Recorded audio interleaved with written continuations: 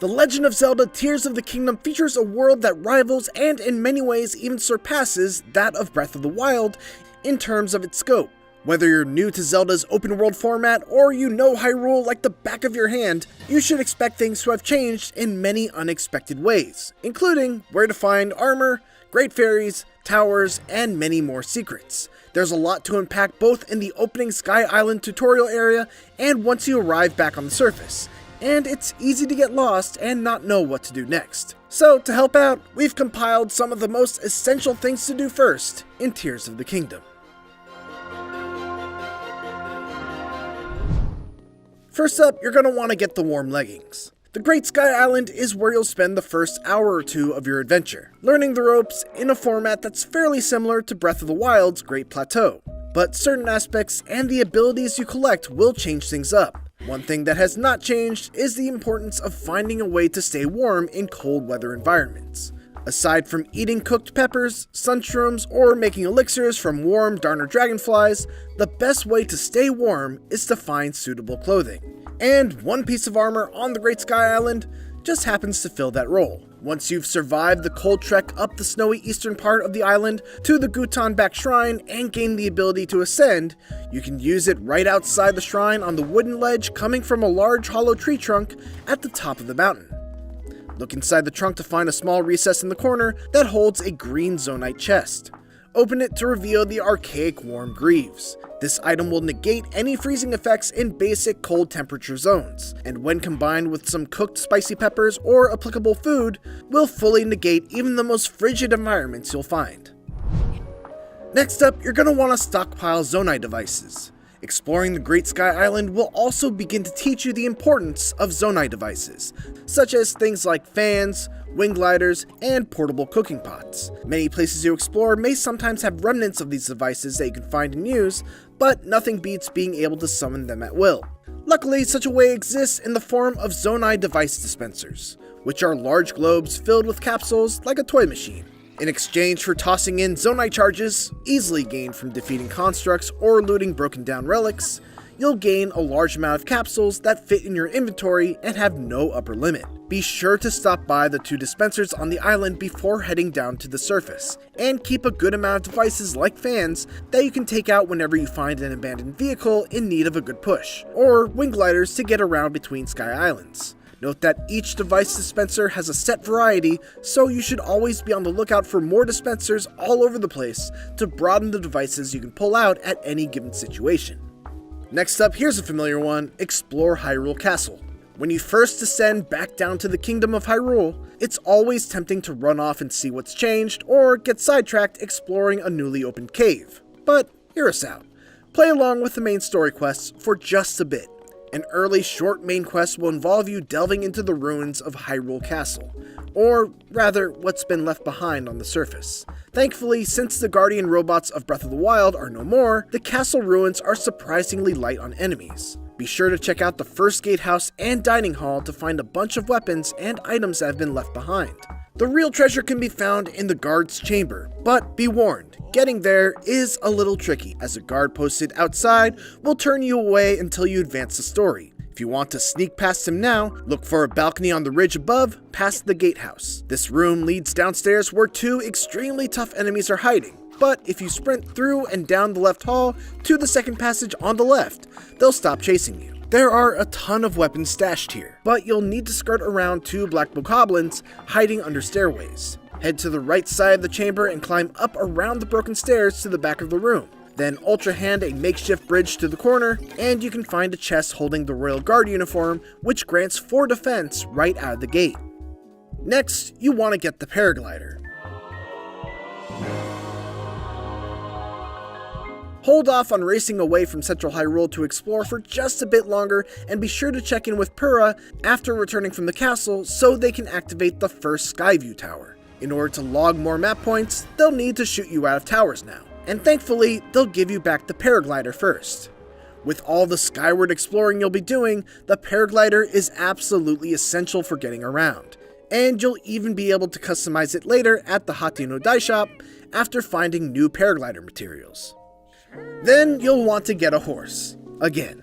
It will likely be a while until you can fly around on machines or build a crazy car, so in the meantime, getting around the surface will be made a lot easier with a trusty horse.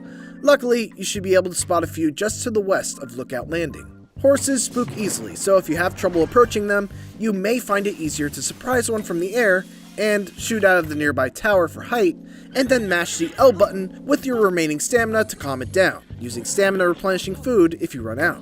Once you've got one under control, you'll need a place to stable it. And luckily, there's one not too far away to the southeast at Riverside Stable that you can get to by following the roads from Lookout Landing. Stables now have a rewards program, so the more you visit new locations and the more horses you board, the more rewards you get in return.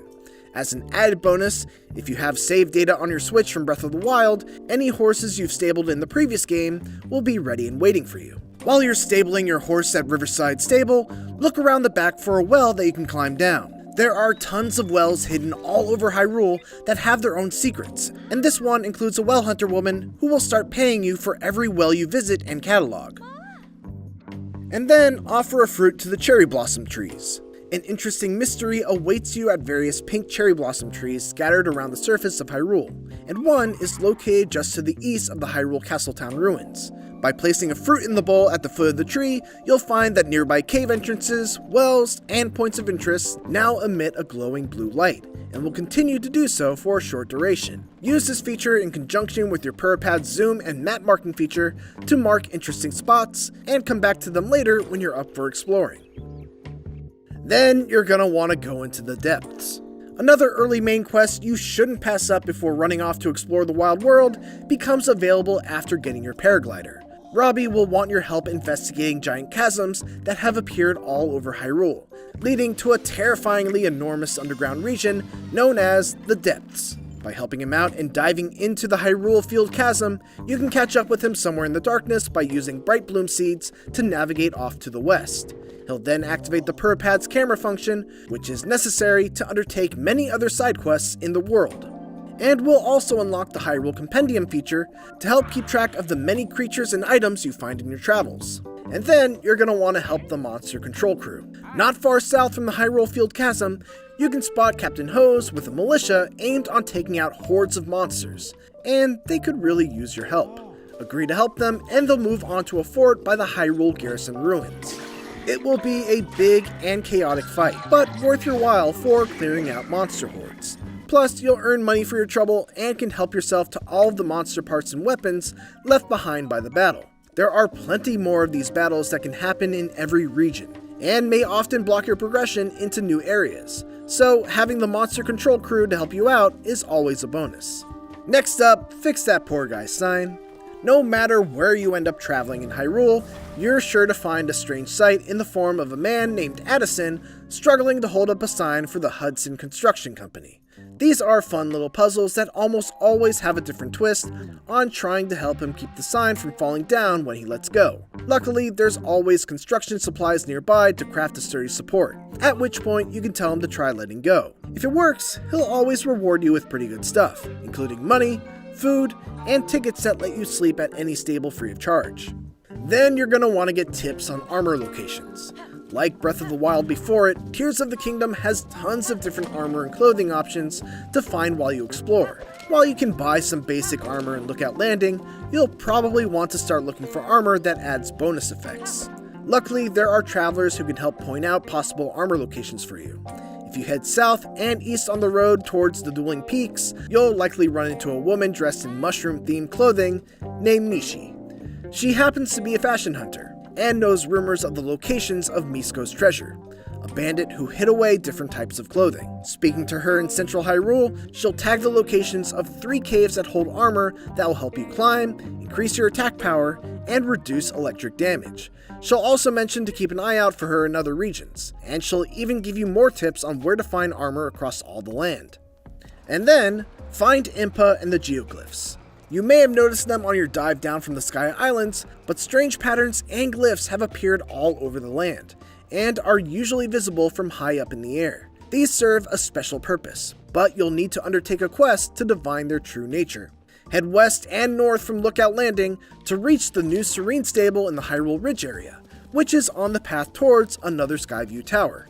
Nearby in the field is a large glyph that is being investigated by none other than Impa of the Sheikah tribe. By helping her divine its true nature, you'll be able to unlock special features not unlike the memory locations of Breath of the Wild.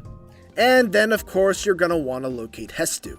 Odds are you may have stumbled across a Korok as early as the Great Sky Island, which may fill you with joy or dread depending on how you felt about collecting Korok seeds in Breath of the Wild.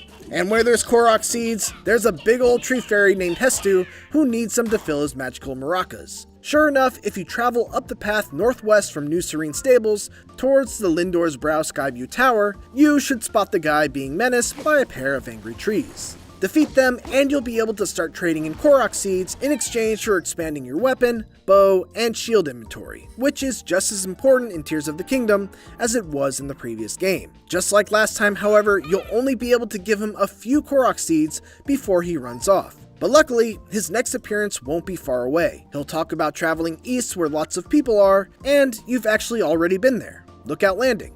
Next up, you're going to want to get the glide suit.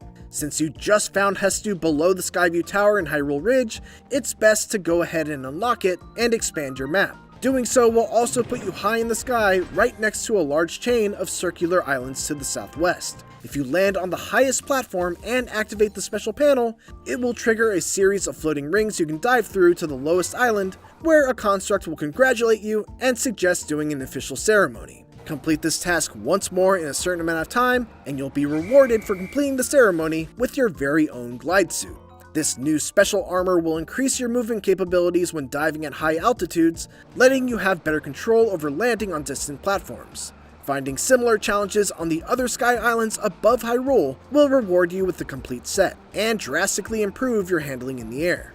And then, become a reporter. Link has had to take on many roles over the years to help the people of Hyrule, from sorting mail in Wind Waker to learning sumo wrestling in Twilight Princess. Tears of the Kingdom lets you live out your dream of becoming an investigative journalist. Completing the journey from Hyrule Ridge into the Tabantha frontier where Rito Village is will lead you to the former Rito Stable, which is now known as the Lucky Clover Gazette headquarters. By talking to the owner, you can team up with a pelican-looking Rito named Pen to travel to different stables all across Hyrule and uncover unique questlines. These quests won't normally appear at the stables unless you've been hired by the Lucky Clover Gazette, so it's good to start on this quest early so you won't miss out on anything later. As an added bonus, the more quests you complete for the newspaper, the closer you get to receiving the ultimate reward, a set of froggy armor that negates the effect of slippery walls. A dream come true. And finally, bring music to the fairy fountains. In Breath of the Wild, the Great Fairies would upgrade your armor and unlock new set bonuses, but were often very hard to find in the wide world. This time around, you'll find them near different stables, but the rules for coaxing them out of their flower buds have changed. Instead of a huge sum of rupees, the Great Fairies will refuse to come out unless they hear some wonderful music. And this quest can only be undertaken once you've become a reporter for the Lucky Clover Gazette. You can start by traveling to the Woodland Stable, which is just to the east of Hyrule Castle across the large river at the edge of the Great Hyrule Forest. A traveling musical troupe will report that they want to play for the Great Fairy, but they need help getting their cart working again. By this point, you should have borrowed a horse of your own and visited at least 2 stables, which will get you access to a towing harness, which you can have the stable merchant equip when speaking to the front desk. Fix up the cart's broken wheels using Ultra Hand, and then drag the cart over to your horse's towing harness to glue it on. And then take them up the hillside to the Great Fairy. This will unlock the first of 4, letting you begin upgrading your armor in exchange for a small sum of rupees and a few ingredients depending on the armor piece. With this questline started, you can begin to seek out the other Great Fairies that are helpfully marked on your map, and find the rest of the musicians needed to get the fairy fountains operational once again. And those are our picks of things you should do first in Tears of the Kingdom. For more tips, tricks, and guides, make sure to head over to IGN.com to check out our growing Tears of the Kingdom wiki and interactive map. And for everything else Zelda, keep it here on IGN.